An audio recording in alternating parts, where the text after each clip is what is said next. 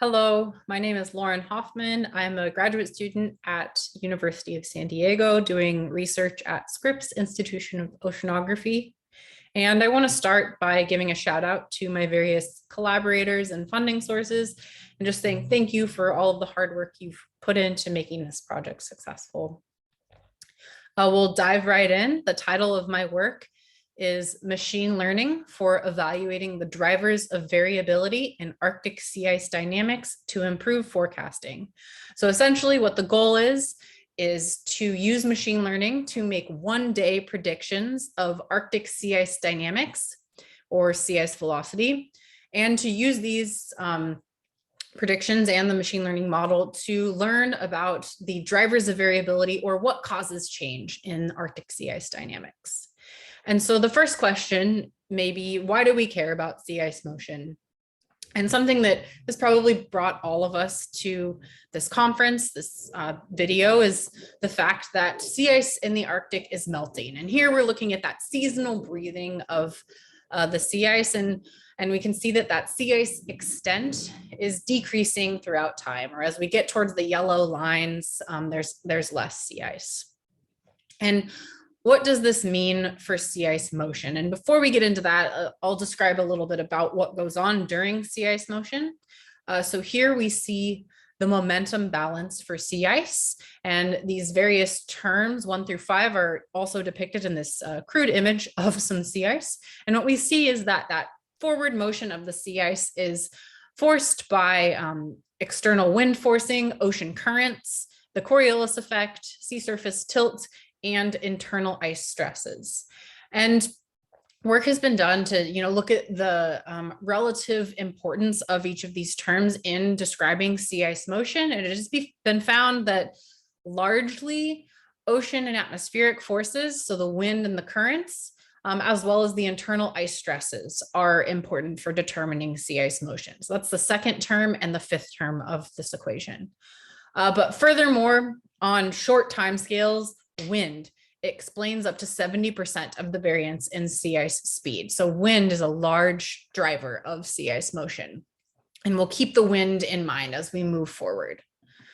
So with that, we can look at how sea ice motion impacts that melting. What we're looking at here is a map of the sea ice age through time, with the white representing older ice and blue younger ice. We can see that age is overall decreasing as a result of how it moves throughout the Arctic. And so we can see some of the terms from that equation of motion. We have this advection term of the ice into and out of the Arctic. That's related to motion. Deformation of the ice itself is related to motion, how it breaks apart and comes together. And additionally, that redistribution of the thickness or of the age throughout the Arctic is, as you can see in this image, related to how that ice moves. So sea ice motion impacts melting, and that is why we care as scientists. That's why we're here today with this project. Additionally, I mentioned the wind speed. Sea ice is becoming more responsive to wind as it melts. What we're looking at in both of these images here is a representation of this thing called the wind factor, which is essentially a ratio of the sea ice speed to the wind speed. And we can see in the first image on the left, we're looking at a time series of that wind factor.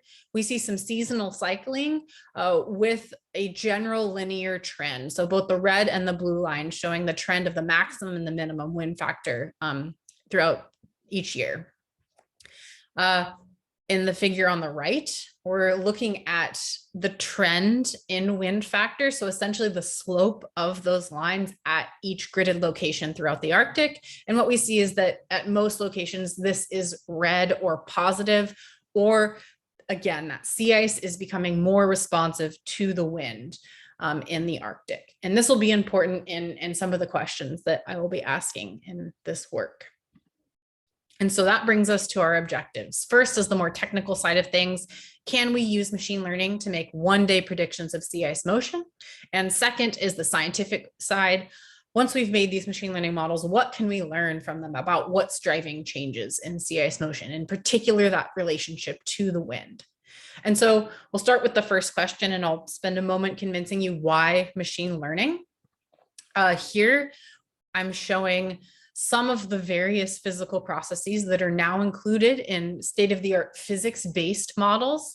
So in these physics-based models, we use conservation equations to drive the model forward. And those equations involve all of these different processes going on. And so this leads to a large number of complexities and high computational costs for these physics-based models. Machine learning comes in, and it knows nothing of the physics. It doesn't have to solve all of these equations. It just looks at the data and learns from what the data has historically done to make predictions about what is going to happen. So machine learning has much less complexity and a much lower computational cost than traditional physics-based models. Additionally, machine learning is cool because we can learn from it. We're not prescribing any physics to the machine learning. We're just drawing information from data. So those models can be used to understand what's going on in sea ice motion. And this is an exciting part of how we can use them when moving forward. And so first I'll start by talking about what goes into the model and what comes out of the model. These machine learning models that we're building, they make one-day predictions of sea ice velocity given input data from various satellite and reanalysis sources. So these are gridded mapped products. We've got about 20 years of data. The more data, the better for machine learning. And essentially what we can see is that we've got 5 different inputs and we're using those to predict 2 outputs. And the goal is to predict present day sea ice velocity components given information about these inputs. And so those are previous day sea ice concentration, previous day sea ice velocity, and present day wind velocity. So given these inputs, can we predict the output? And that's the goal of the machine learning model. To do this, we will build 3 different machine learning models of increasing complexity, again, to make that one-day prediction of sea ice velocity. Those inputs and outputs that I showed on the previous slide are all shown in this table here. And I'll spend a minute describing to you how each of these models works. So in increasing complexity, we have a persistence model, a linear regression model, and a CNN, or a neural network. And first we have the persistence. And essentially what persistence says, if we know today what this value is, it is going to be that tomorrow. So very simple, just regressing something onto itself.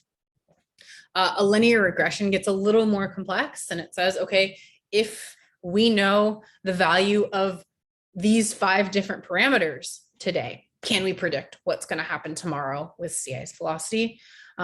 Different equations for each component. And then the CNN is the most complex. It says, all right, we're standing at this location. We know these 5 different parameters, but we also know what these different parameters are doing around us. So can we use that information to make a prediction? So again, increasing in complexity as we go down. In order to evaluate how well these models are doing, we'll be using a metric called the correlation, which is essentially looking at what we actually expected or what the data shows in comparison to what the model had predicted. Correlation runs from about 0 to 1, and 1 being a perfect correlation, the model made a great prediction, 0 being the model's prediction was trash. So we're hoping for around 1 with that.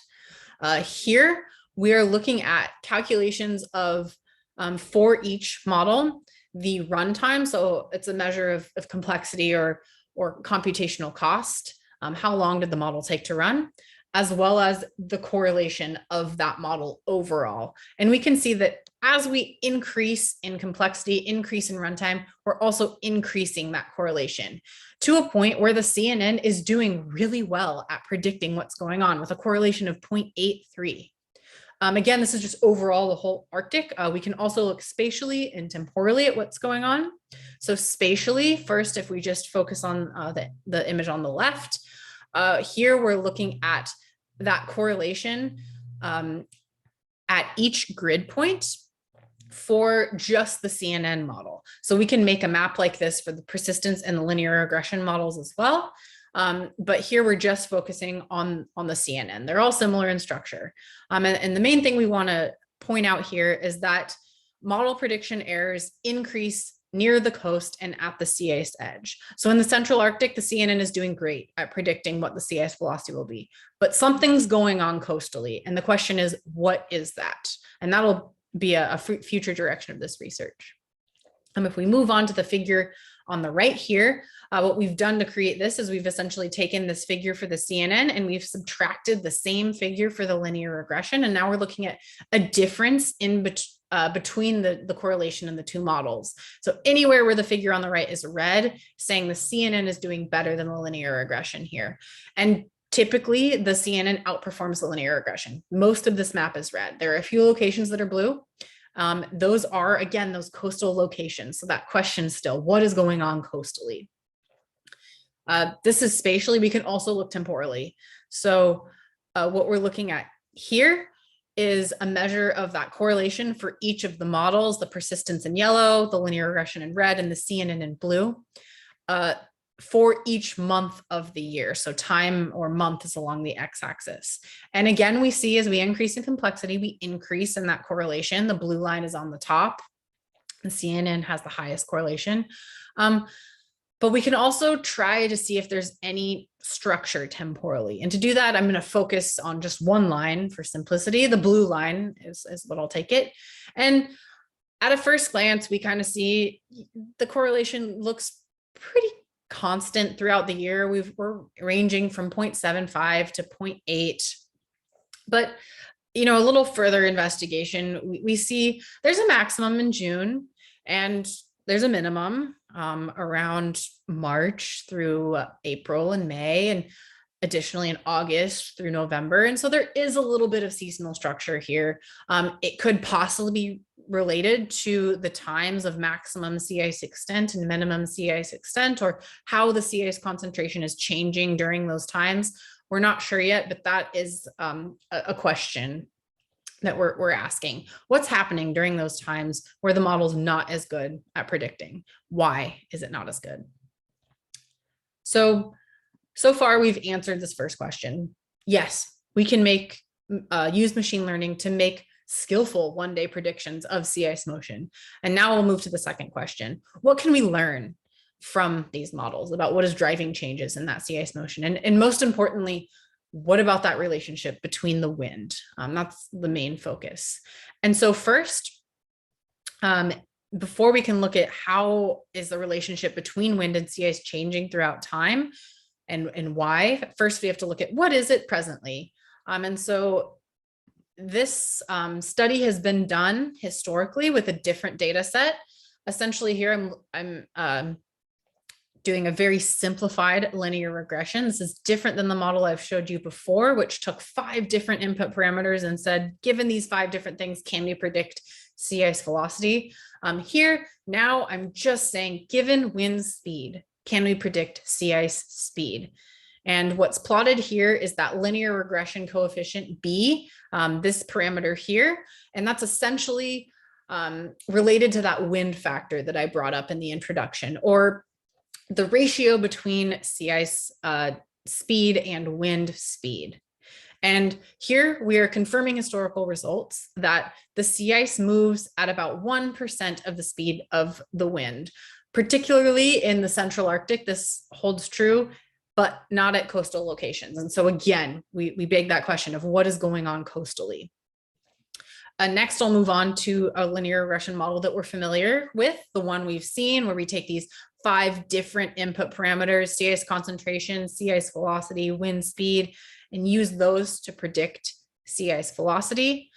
Each of the rows here are representing each of the parameters in one of these linear regression equations, or the weight of each of these parameters, or the importance it has in predicting both U sea ice in the first column and V sea ice in the second column. So each of the columns are representing the 2 different equations.